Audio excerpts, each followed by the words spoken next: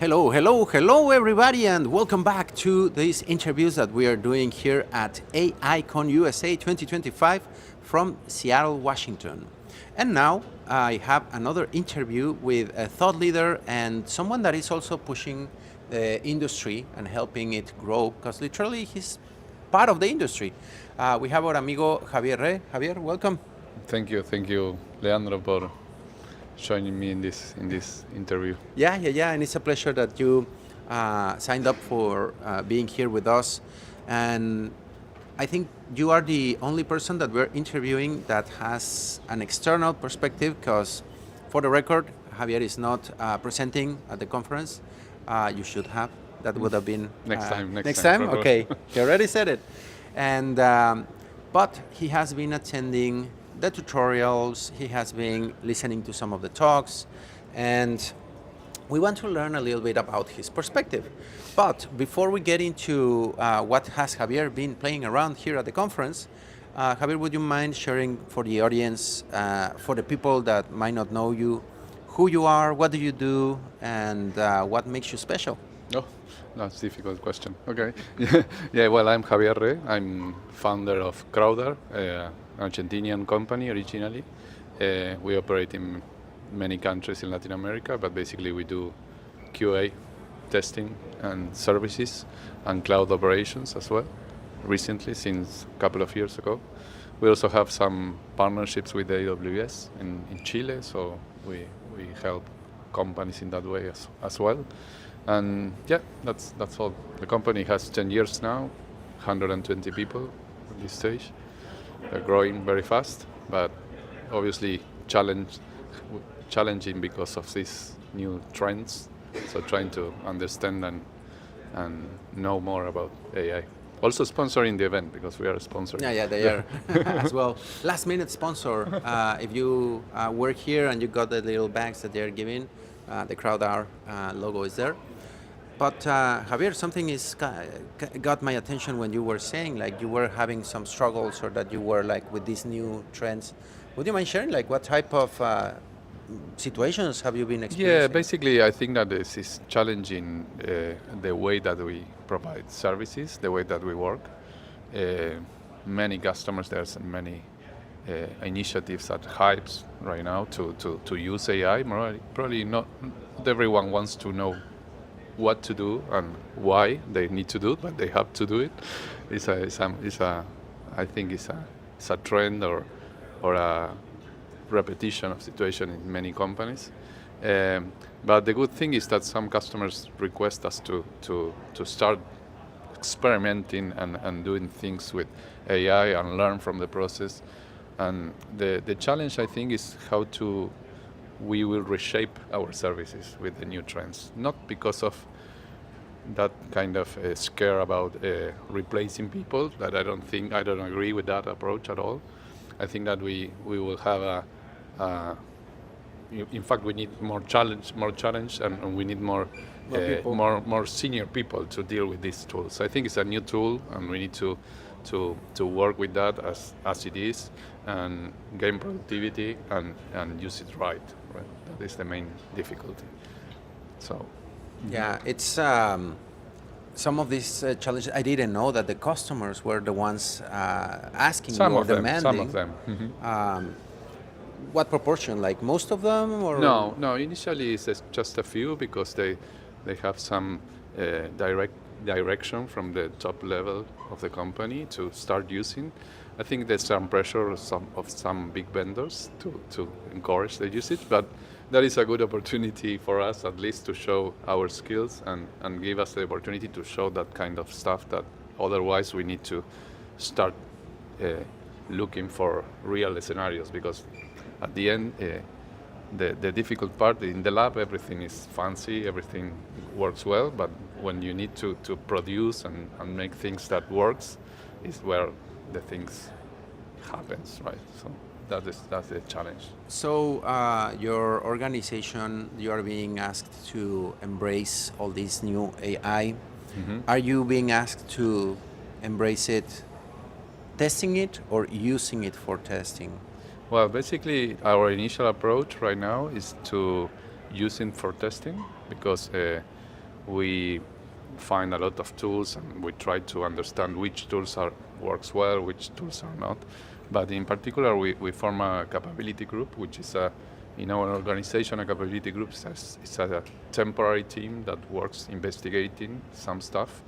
So we put a couple of people that they continue working on projects, like 5 to 6 people. But in the spare time, they try to investigate, make proof of concepts, make presentations to the rest of the team to understand how to use it, what is work, what is not working, and that is a good process to learn very quickly and to make experiments. So after that, probably potentially, we will remain with a set of new ideas or new tools to provide our services. So you're mentioning mostly AI-assisted tools for what you are doing. Have you gotten any requests from customers to test AI? Not yet, because some of them are not yet in that area, especially in Latin America. There's a couple of, just a few, a big bank and some others, but not most of them are implementing real scenarios for business. So, but it's something that it's a matter of time. I think It's coming. It's coming. One way or another, it's going to happen. And how are you guys preparing for when these requests come? Well, basically, with training, we are working with Tariq, who is presenting a couple of talks and 2 tutorials on Tuesday. So we're working with him to make some trainings internally with our team, like in company training, and we expect to obviously increase the level of skills of the team with that approach. Yeah, that's and I'm happy to hear that from like towering figures in the AI world, like Tariq, that you're getting like from the fountain the information and the ways in which how we need to start to think about how to test and guarantee that these AIs are not hallucinating, giving weird responses, or just defective. And there's as well, your participation here is giving you a different perspective. As you were mentioning, Latin America has peculiarities. How do you see the market in Latin America different from what you are seeing here? I think that I think this is going faster probably than that in Latin America. So that it's a good idea to stay here at this moment to prevent what will be happening later in Latin America, because usually happen that we have some delay to receive that kind of situations. But there's a big movement anyway, especially from big companies like Amazon or Microsoft, that there's encouraging and trying that the people use more of the tools. But yes, I think so. Do you see those efforts from these big companies permeating in Latin America? Yeah, they are. Yeah, I think so. Especially some of them are injecting funds, especially to make proof of concepts or to encourage companies to use it, real cash, basically, to fund projects and find the ways of implementing. So. Why do you think Latin America has been hesitant or delayed on these adoptions?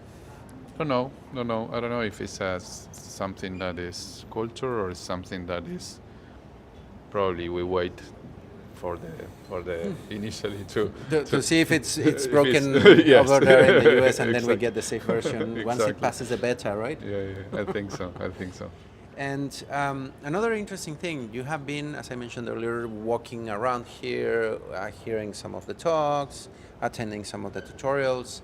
So what insights can you share with the people that were not able to be here? Myself included, I was not able to join almost any presentations or talks.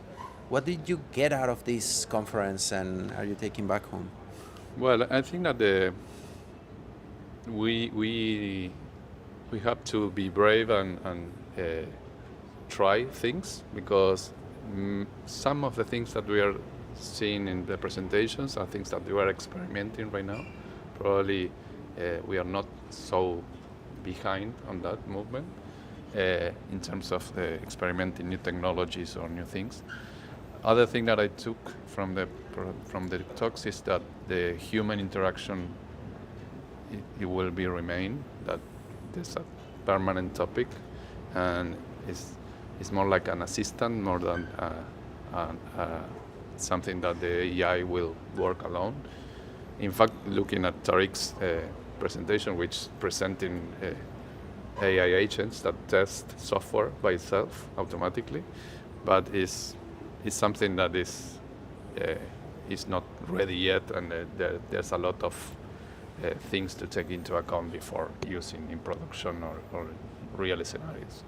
So I think that that's the two topics that are more important. So the human interaction or the peer usage of the tools assisted and supervised by humans, I think that is the main topic that I hear a lot. Something that pops up to me when you mentioned, like Tariq was already showing models and some sort of technologies put together that they were doing already, some automated tests or automating the automated tests, or like it gets like a bit... The self-testing machine. The the approach is just to do something, software that will be able to self-test itself. Yeah.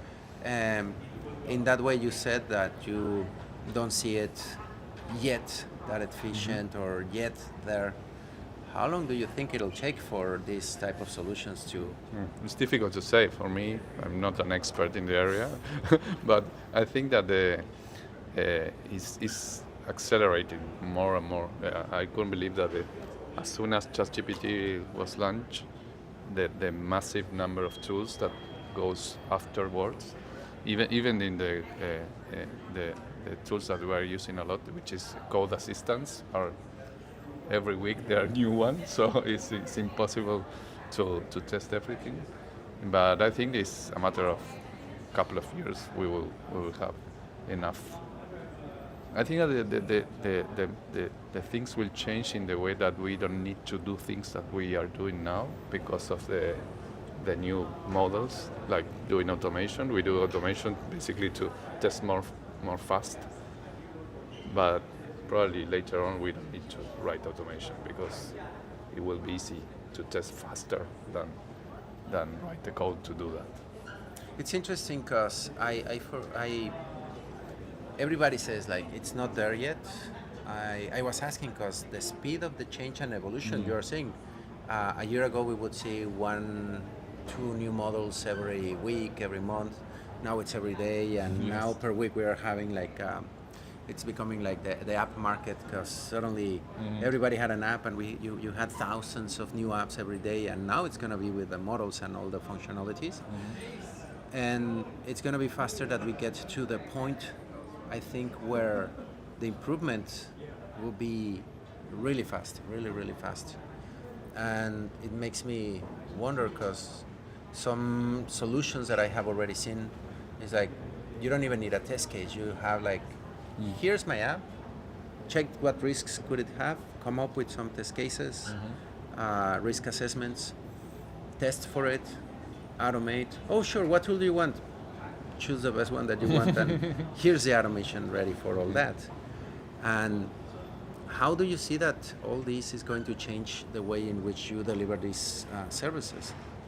Well, I think that what, as I mentioned, probably it's like a couple of things. It's an AI with people that assist the process or supervise that process. In fact, a big company in Argentina last week launched a new business model, which is Globant. They will sell a subscription model based on AI agents supervised by senior people.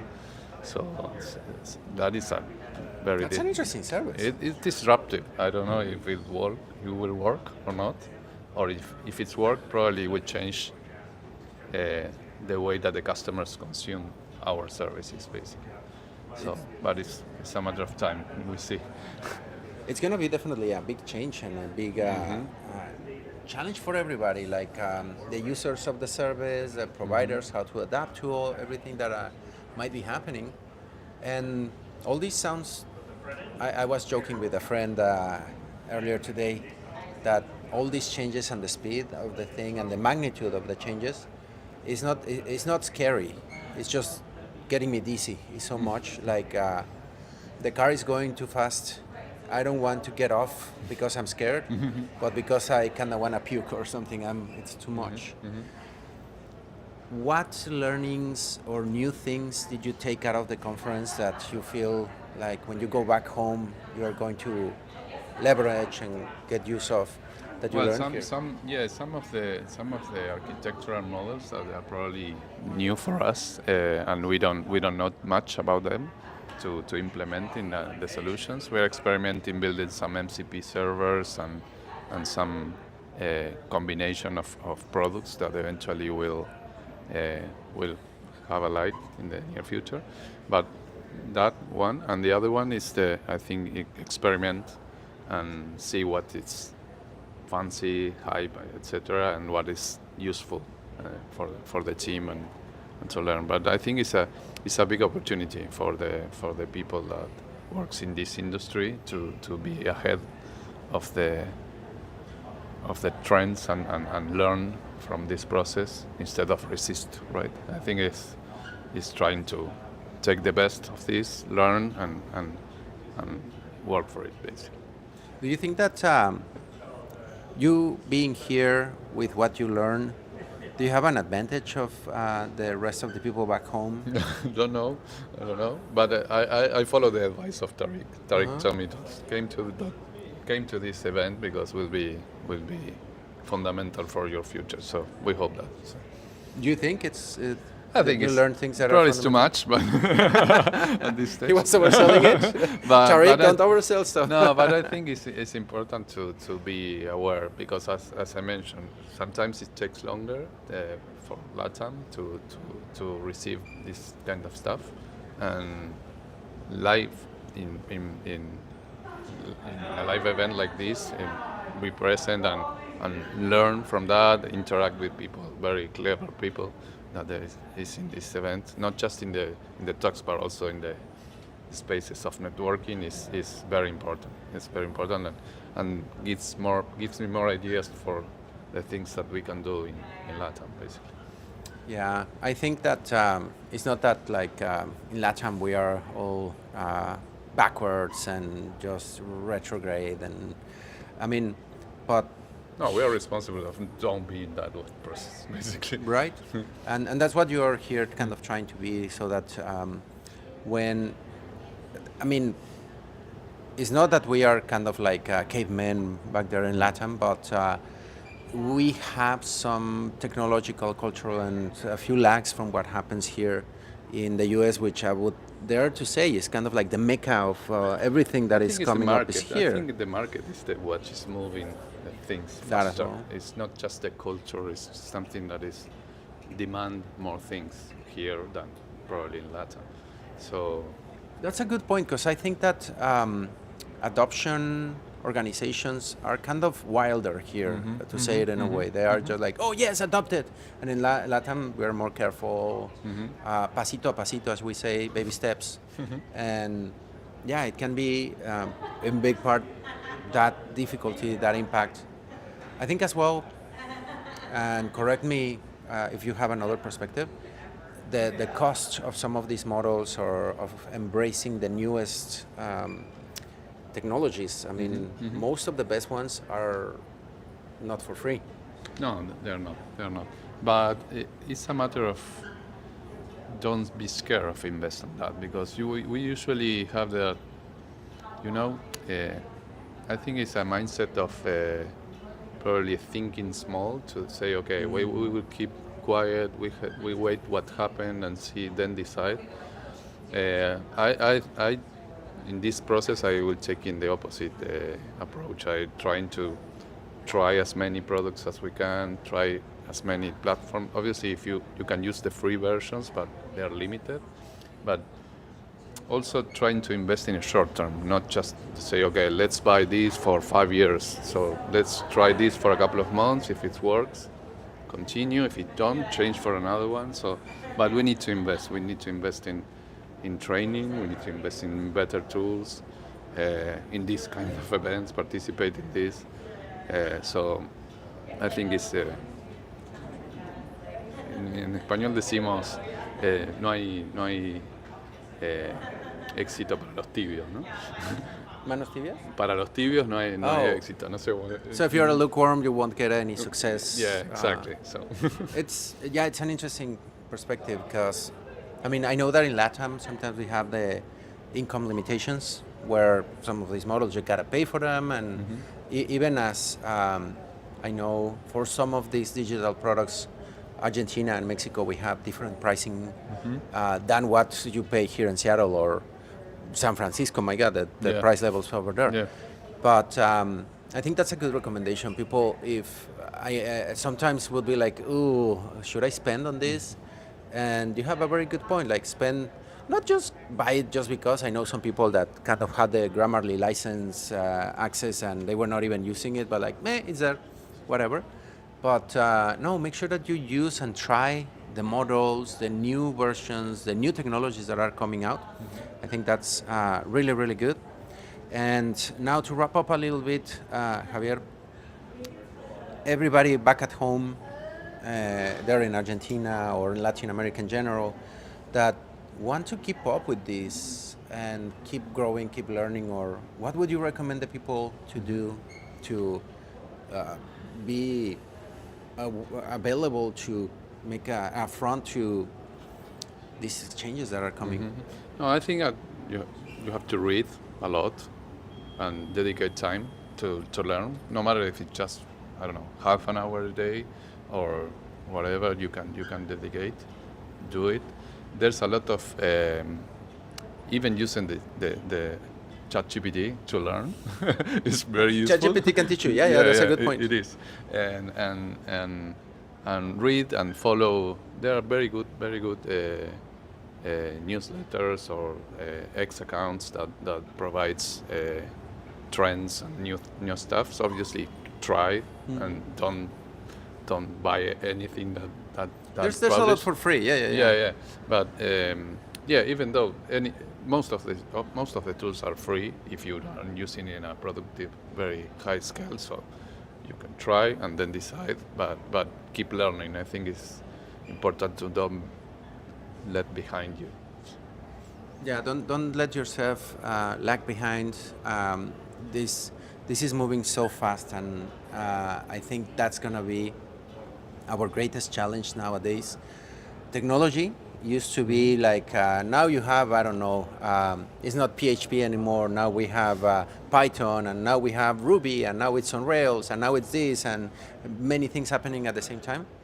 Now it's gonna be exponentially fast, I believe, and yeah, we need to keep up and try to keep checking where can we learn information. There's a lot of free sources. People, gente, pueden aprender gratis, por favor. No lo subestimen. Don't underestimate this. The YouTube University, just to start, almost anything you can learn it there. And Javier, some last words in Spanish for people tuning in before we wrap up? Bueno, muchas gracias a todos por seguir, síganlo, lean, que es un gran generador de contenido para nuestra industria, así que nos vemos pronto en Buenos Aires. Ok. Solo flores para mí, pero tú también. Saludos a casa. Saludos. Mariela, a todos en Argentina, saludos. So, Javier, last of all, where can people follow up with you, with Crowdar, get in touch with you or with your team? Where can people find you? Well, basically, you can find in LinkedIn or crowdar.com. This is our website. You can find all the resources there and also some content in YouTube as well. Oh, you have a YouTube channel? Yeah, we have. Cool. Obviously, it's not like yours, but No. we have a lot of the presentations that we made in many events. So most of the events in the community that we participate are in our channel. So there's a lot of content there to see. Like and subscribe, activate the bell, check the webpage, all that good stuff. Add Javier on LinkedIn. I think it's there in the corner of the screen under him. Look him up and get in touch. Get your questions. If you need services as well, reach out. And amigo, thank you very much. Gracias, It has Leon. been a pleasure. Igualmente. And there you have it. What are the struggles of some of the service providers in the industry with all these new waves, multiple, it's plural, because many things are happening at the same time. So, this is not over yet. I think we have one more interview, time for one more today, and then we will be all wrapped up for AICon USA 2025. Stay tuned, because we will be back in a few minutes with our last interview and probably a few more details, but stay tuned, and we will see you in a moment. Adiós. Adiós, Javier. Adiós. Adiós. Besos.